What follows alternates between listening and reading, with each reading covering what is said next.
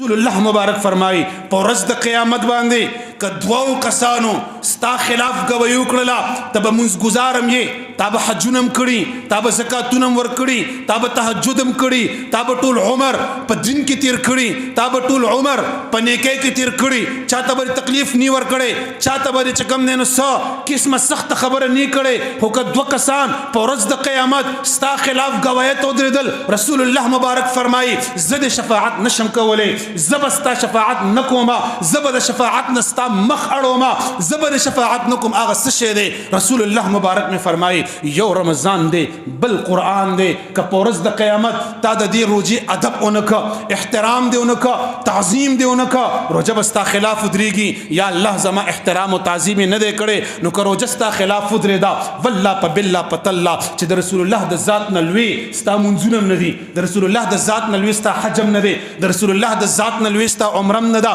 ستا د ټولې زندګۍ خو څه کې د دې ټولو کائناتو عبادات را جمع که د رسول الله مبارک چهرې والضحا ته نشي رسېدی چې هغه چهرې والضحا د تا نه مخ واړئ هغه ستا شفاعت ونه کړی شي د دنیا یو عمل دی بیا نشي خلاصولی نو لهذا ای مؤمنانو نن رمضان المبارک